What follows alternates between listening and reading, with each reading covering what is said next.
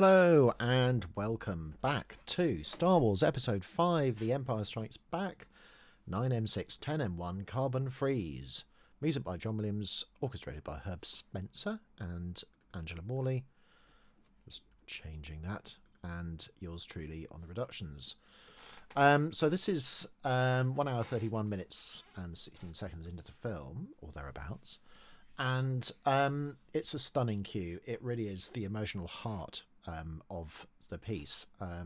As we'll see, there's a lot of sort of furious strings going on with this huge sort of Han and Leia theme, which really opens out and gets more and more wrought and fraught as Han is lowered into the carbon freeze unit. So all sad and horrible, and C-3PO sort of just, let me see sort of thing. It's sort of horrendous. I do love Threepio in this film. I think he sort of really comes into his own in some ways. Same with R2 really in some of the Dagobah sequences as well. And certainly later on when he has to open all these doors. Just phenomenal. I absolutely love it. So let's get started on this.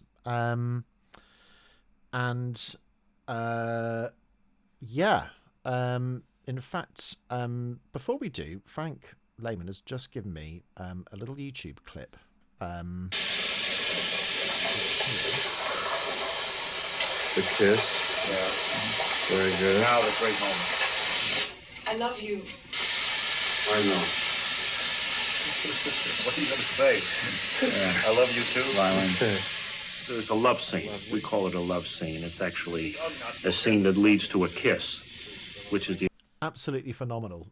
So good. It's a really, really remarkable... It really is a remarkable clip, actually. I'm just going to move that to the other screen.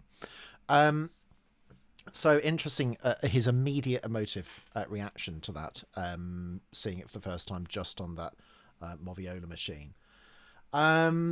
So let's get going. So let's just do themes first of all. So at the first instance, we've got this Luke's theme. It was quite funny as I was analysing this. I was sort of thinking, well, what key are we in? Because if we just took that theme on its own, we think we're in B. But actually it's harmonised in E in first inversion.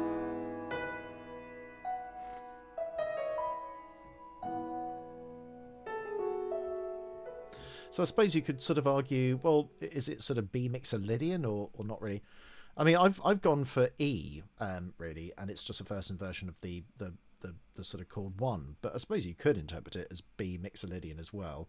I mean, either way, doesn't really matter. It's the same sort of thing. It's just harmonised with either chord 4 in B or chord 1 in E. It's one of those sort of slightly ambiguous things where, you know, because we don't really remain in B in terms of the theme, because it changes immediately to...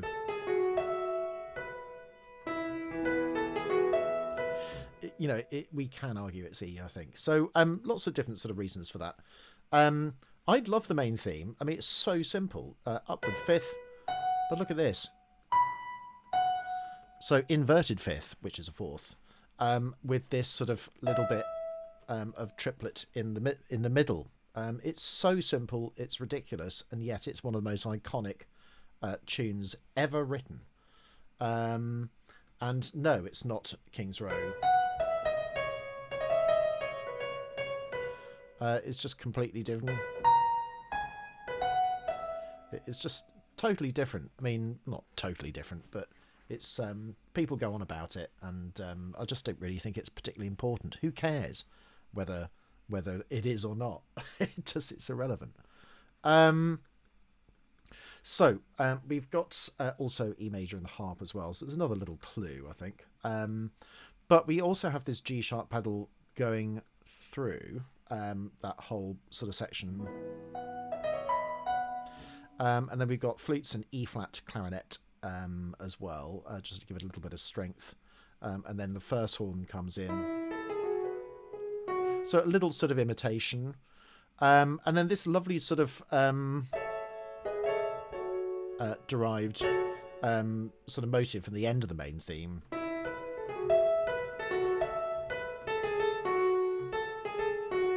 So that's where it's from. Like that, all in just triads, some major, some minor, sort of diatonic triads, and then a small amount of filigree. Hello, filigree, with the flutes. The piccolo just joins for that. Interestingly enough, this is actually an edit. They've cut 2 bars from the original.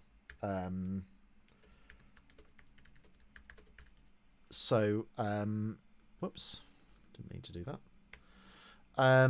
So which is interesting, and there are a few sort of changes as well, which makes it really, really complicated to do, because of course a certain amount has to be sort of slightly orally dictated, because the live film version is differently orchestrated. They don't have 4 trumpets, for example, and they don't have 4 flutes. Sometimes in some of the earlier cues we saw 5 flutes and 5 oboes, which is crazy. And also 2 pianos, 2 harps, etc. So I've tried to do it as is written on the actual soundtrack of the film, not the separate soundtrack, which is called the complete soundtrack, which isn't the complete soundtrack, because it's not necessarily, even that isn't necessarily the exact thing that you get in the film. So we go from E major, and then a little tertiary or tertial shift up to G, where we get to the Imperial March and the Vader Theme. And it's really sort of extended. Sorry about my error. And then continues.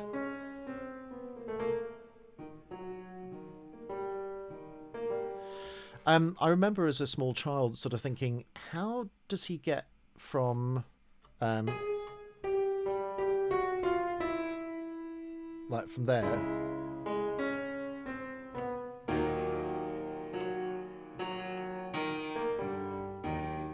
it's this little turnaround, and actually he doesn't harmonize that little bit at the end, which is intriguing, because otherwise it's really very difficult. So in other words, here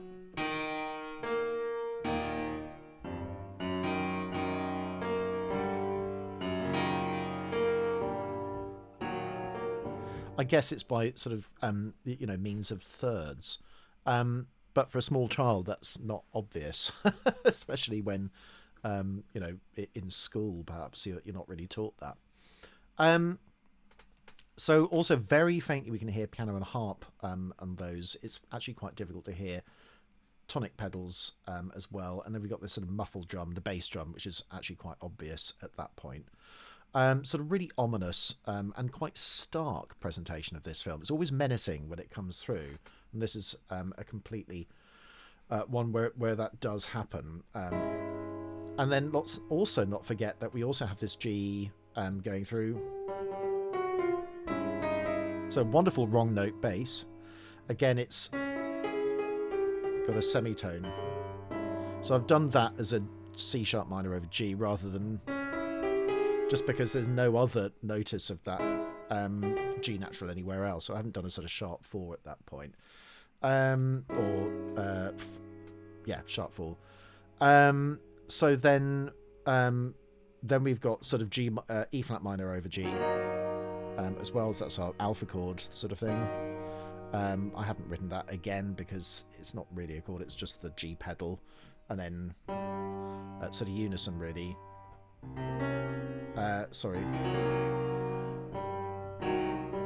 Like that, with our half dim chord, which he uses a lot. I've noticed this often at cadences.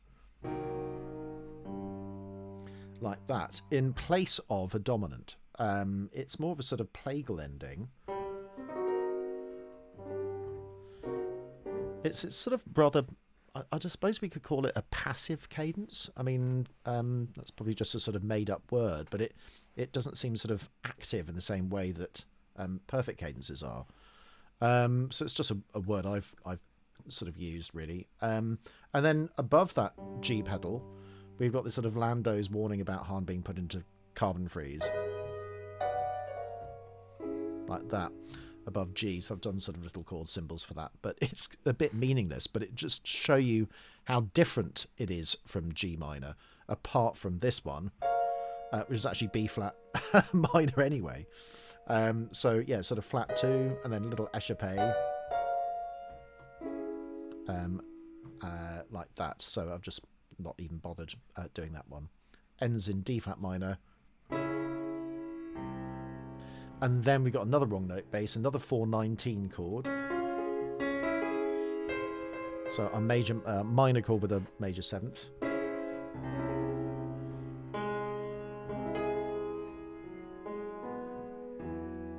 And then we've got this sort of C augmented chord, and then our dyad.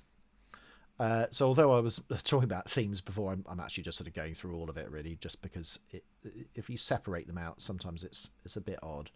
So yeah, ambiguous dyad, major 2nd dyad. It happens so frequently in this film. And then suddenly all hell breaks loose because Chewie takes a bit of exception to Han being lowered into the carbon freeze. Like that. And notice that quite often he has second inversions here, which is just, I think he just uses a sort of modulatory device and sort of deliberately keeps things ambiguous, because he could have just done it like that.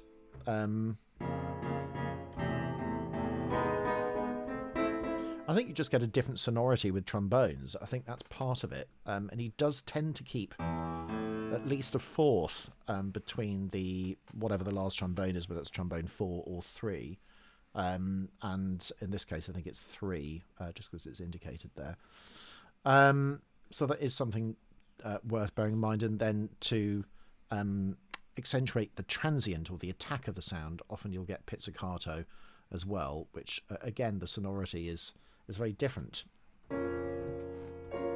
There's a rather dark sonority. Messiaen used it a lot in his Va Regard. In fact, I think the whole of the first movement is built on essentially sort of this sort of second inversion idea, or leaving a 4th at the bottom of the instrument. So interesting. And then we get another presentation of a sort of 419. This time it's an A flat minor chord, like that. Like that. And then we just get a single monodic line. And then we got more of the Imperial March coming in at this point. Han tries to sort of calm Chewie, and Leia looks worried at this point. And this is where things kick off a little bit again. So this chord here is interesting, and it's a discordant chord. So we've got our sort of B's, we've got our E's, and over the top of that we've got our D, B flat, and C sharp, or 3-3, set 3-3. It's the 0811 shape. And that happens so frequently in Williams again, and sometimes it's with additional notes. So in this one, we can think of that as it's that shape, but with a perfect 4th added to it.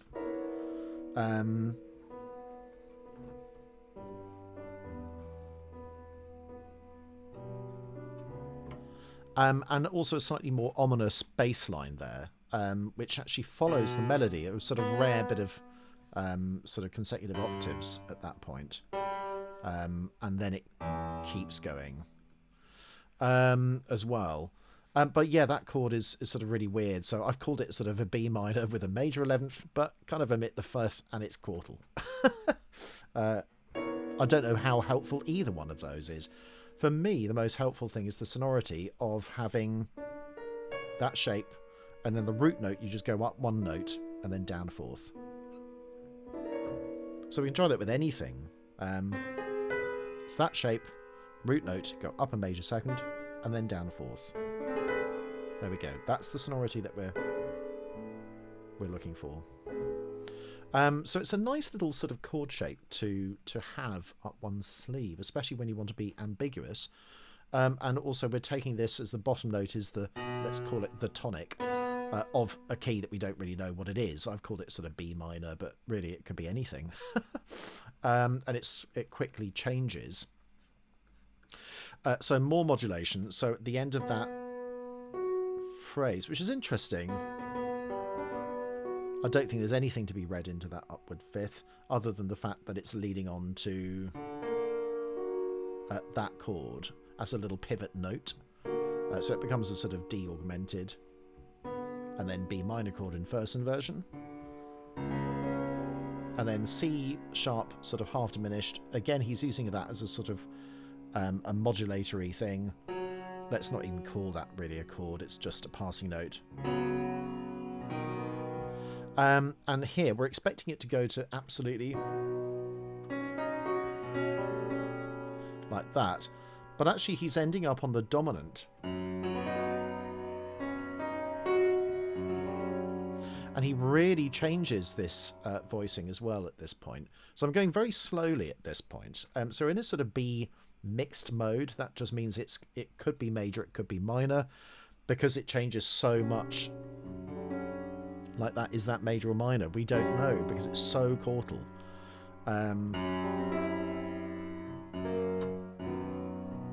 Yeah, it's kind of B major, but I just want to caution it a little bit. So this is really getting into the absolute sort of, you know, Leia kisses Han. You know, we saw Williams sort of do his big sort of violin. Maybe he's already thinking that even at this early sort of spotting stage. Yeah, so we've got B like this, and it's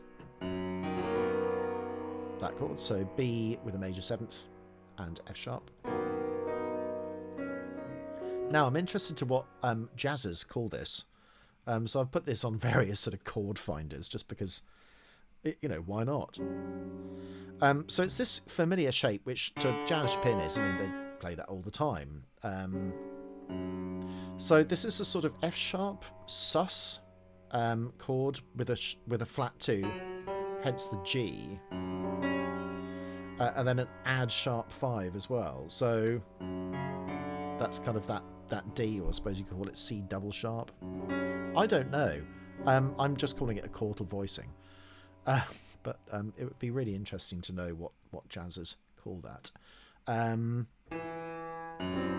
Notice that this pedal is going all the way through, which does happen frequently with Williams, and I think that's something to bear in mind. You know, if you're writing your own theme tunes, you don't always need to harmonise the bass in the same way, because if you have that pedal, you still get that sort of really extraordinary sort of intensity without moving the bass. And the other thing is, let's just, that little bit of counterpoint here. Chord, chord, chord, and then on the beat, whereas this is off the beat. So it does sort of fit rather nicely. There's some movement here.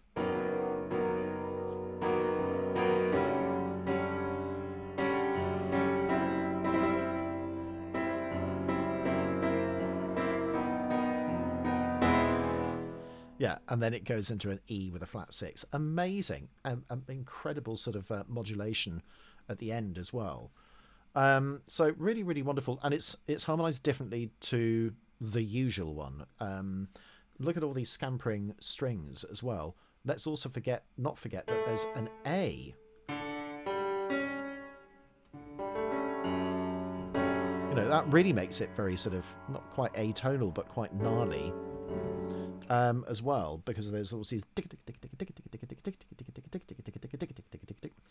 they're not marked trems, so I think they're actually playing timed measured trems at that point, sort of, you know, giving it that real sort of buzz that you need at this point of the film.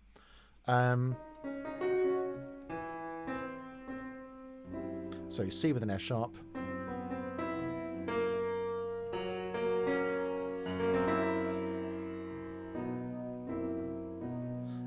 sharp 7 with the flat 5.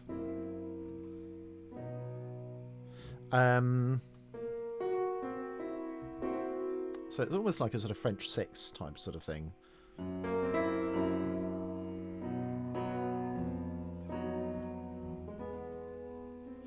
And he does this frequently. So using this sort of third inversion idea. So we were in B.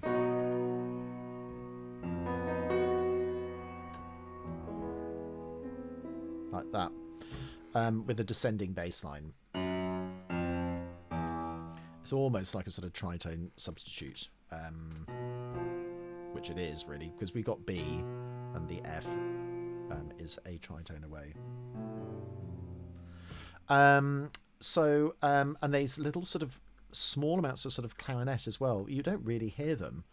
And that's quite an unusual thing, because you would expect just everything to be the tune. If he's got all wind there, why not just put everything there? But I think he just sort of quite likes these little bits of interjections, and you'll notice that the clarinets often go with these sort of harps, electric pianos, all that sort of thing. And now we change key into E with the mixed mode tonic pedal. So our familiar 419 chord, which happens so often, major chord with the flat 6.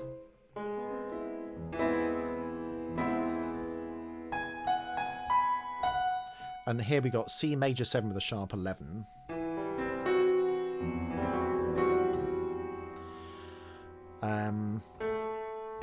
So now F major.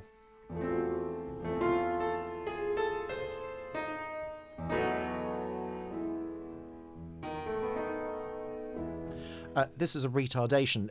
Beethoven uses it at the end of... it's that sort of cadence point. Sort of, it's chord 5 above a tonic pedal, essentially. So in E. And now we get this Neapolitan emergency, Frank calls this, based on a flat 2 to 5 oscillation and a diminished third interval. Also see 10 M3 Chewie chokes Lando. So that's coming a little bit later. So yeah, we've got this sort of really intense bit. But still with the E pedal. B7 over E. Same again. Look at all the filigree in the chop.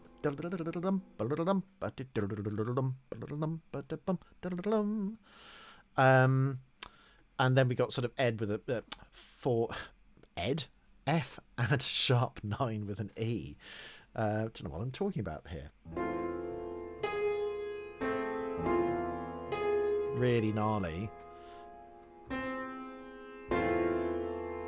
And then, as if we haven't heard it enough, it's reiterated. Really, that point is hammered home, which is interesting.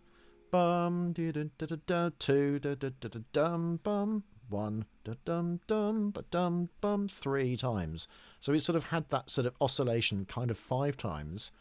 Then it goes into this as 3-Weir wants to get a good look of Han being lowered into the chamber. And whatever's going on. We got this sort of really extraordinary sort of F minor with a major 7th chord. That's the James Bond chord, but in first inversion, like that. Lots of sort of fast notes with everything. Look at the unison nature of this. So that's all the strings, that's the trombones, and the tubas, by the way, 2 tubas. Let's get rid of all those moltos. That's enough of that. And then the horns as well, which will be A6.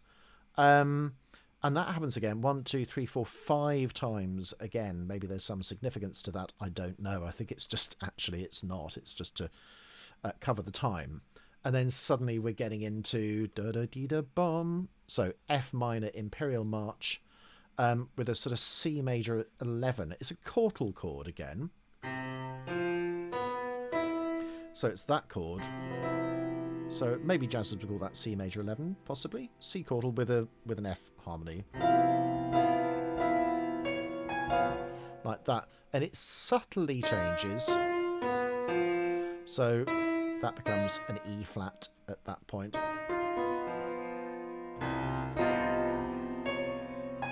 So B with the flat 5, C, and then back to C major 11. And then we've got this extraordinary thing here where if you think about the F minor harmonic minor scale, so taking the last sort of 6th, 7th and 8th notes of the scale and actually putting them in the chord like that. Whoops, I was in edit mode. C add flat 2 and add 4. That's what it is, really. And then we're back to C major 11. And then we've got this extraordinary little bit, which reappears later on in the cue where Luke is falling off the tower and Vader's sort of trying to locate the Falcon. They've rigged it so that it won't go to hyperspace, although R2 is able to change it at the end. Sorry, spoilers. But it is so similar to Night on the Bear or Bald Mountain. And it does happen. So I've done a little reference for that, which I'll also put in the descriptor. And this is that piece.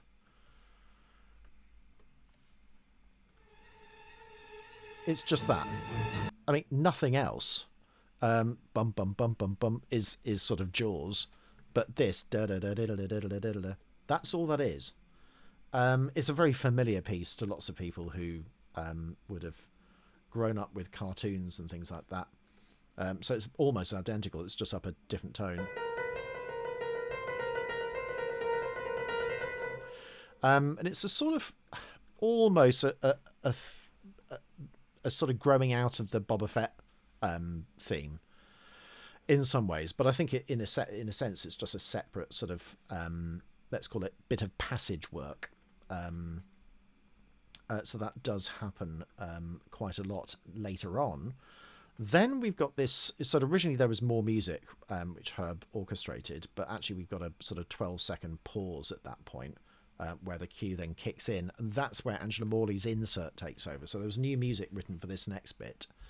So it starts off with there's some really interesting chords here, just in terms of piano. If I just play it from here, we'll just get a bit of silence, but it's interesting.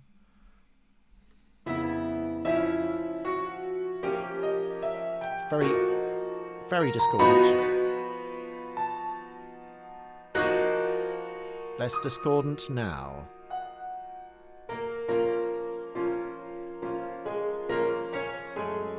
Yeah, and really sort of lush harmony at that point as well. Sort of F sharp minor with an add 9. Lovely, lovely, lovely. So this chord here I've sort of called, it's like a D flat 7 but with a sharp 9. Like that. And then it changes. Here, so F major 7 with a sharp 5 but omit that. And look, we've got that chord shape 3-3 happens so often, little passing note, and then sort of G half dim chord, and then F11 with a flat 2,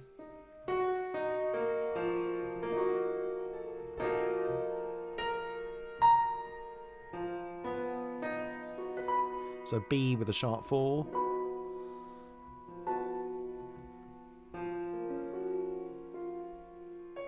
So B flat then at that point.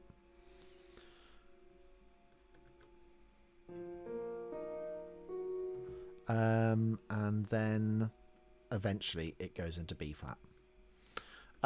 Yeah, really weird, sort of strange sort of modulation, really. And quite difficult to fathom through, but a lot of it is just sort of simple voice leading, really.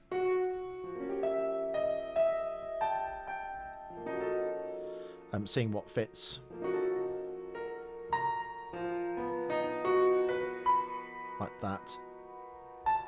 And then deliberate using sort of tones that don't quite work. Like that. But always avoiding the minor 9th. And then goes up to that G flat. As basically the sort of apex of that.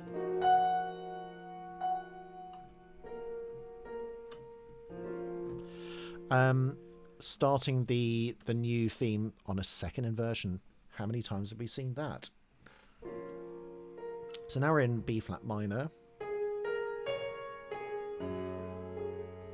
Very simple. He doesn't fill up all of the harmonic space. It's really a sort of F sharp, you know, minor chord with a major seventh, but it's not quite. So it's really sort of it's because this is the aftermath of you know, Han's sort of tragic thing as Lando's you know, is about to check the settings on it to see whether he survived. Well, did he survive? And then we got this extraordinary sort of chord here, G7 over F sharp. You can't get more gnarly than that, really. And really that's just a bigger Poggiatura, but I've sort of harmonised it, or sort of done B minor add sharp 4 over F sharp. Like that, basically. And then sort of no chord in the at the end, sort of F sharp. And then we're using that as a pivot note. More dyads at this point. I say more because we've seen so many. And then it goes into G minor. Like that. Which is a nice little way from getting from F sharp.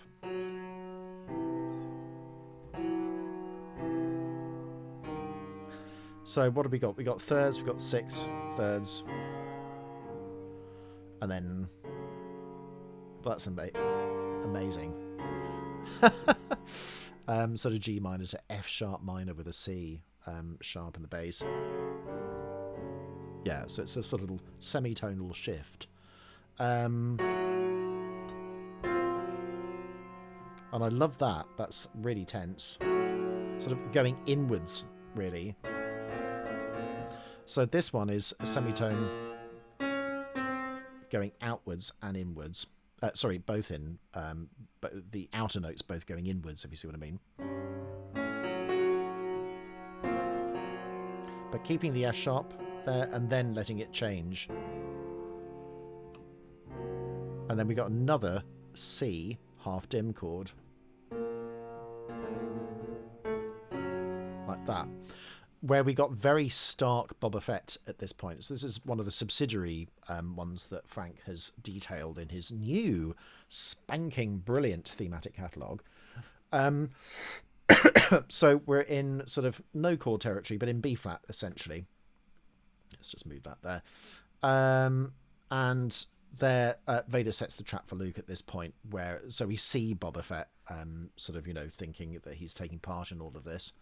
It's so interesting seeing that, and then, you know, 40 years later seeing the book of Boba Fett as well. It's really weird sort of thing. So, and that little figure continues pretty much for the whole of that next section.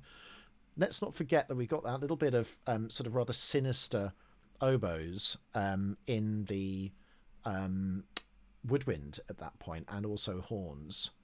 So here... yeah. Whoops.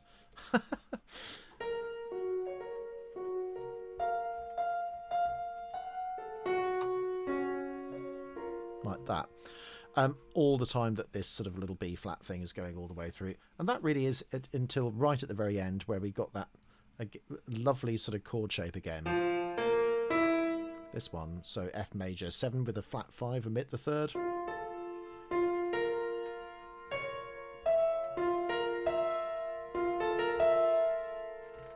So do that. I guess it's that. I mean, who knows? It's just a chord shape that he uses. Those sorts of things become rather interchangeable, and they're used in jazz a lot, I seem to remember. So that is that cue. It is a really extraordinary bit of film. The difficulty is when you're searching for these things. So I've noticed that if you type in The Empire Strikes Back in complete, is not quite complete, and there are also these sort of slightly that there are differences. So I'm going to try to go to that cue, and indeed there are two that Film School Media has done, which is, by the way, a fantastic site. Somebody's done a great playlist for it. So this one, film version, is different from the complete score version.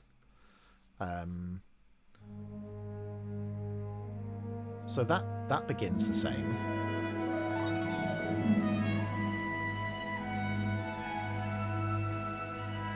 Yeah, we can hear the E-flat clarinet. Now, yeah, so there's a change there. So we see that there are 2 bars cut. Listen to that bass drum. And we can hear those pianos and harps.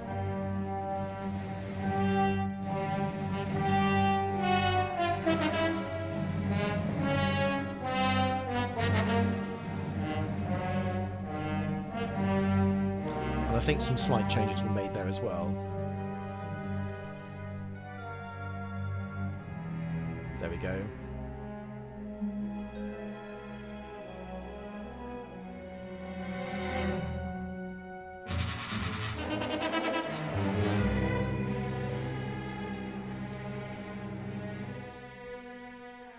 Yeah, interestingly not muted, but it sounded muted to me, actually.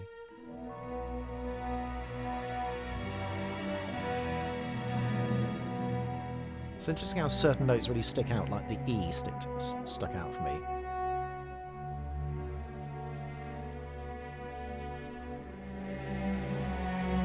And here's the emotional heart. Lovely clarinet.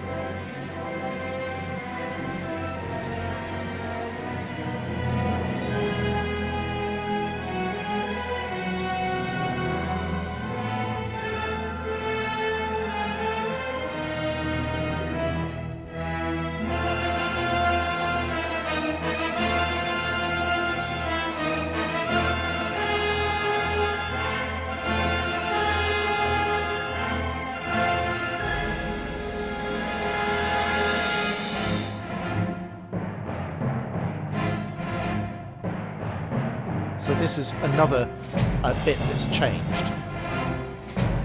It's not the same as on the film.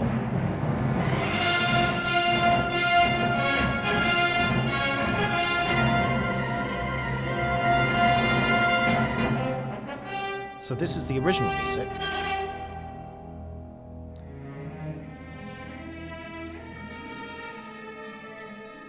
So very gnarly.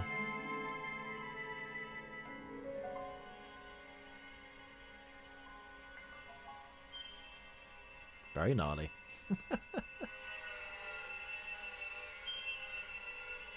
Sort of high piccolo, very high piccolo.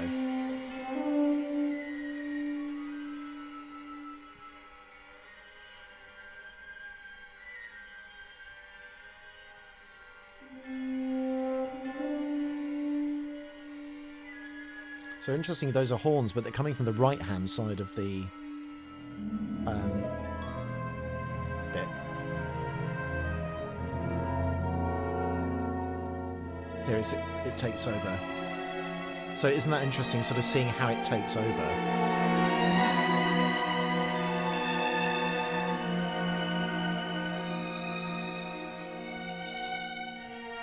It's sort of hopeless, isn't it? It's the feeling of absolute hopelessness.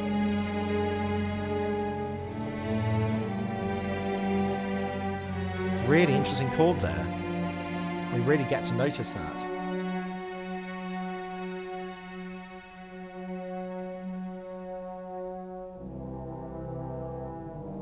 Those big tubas.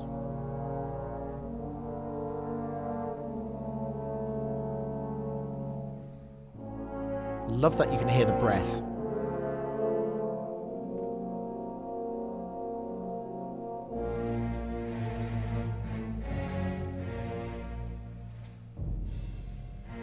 I love that. Bonch. does that a lot, by the way, bass drum with cymbal afterwards. Little sinister, sort of almost cackling. Cree, I do not alter it anymore. Very difficult to do on the trombone.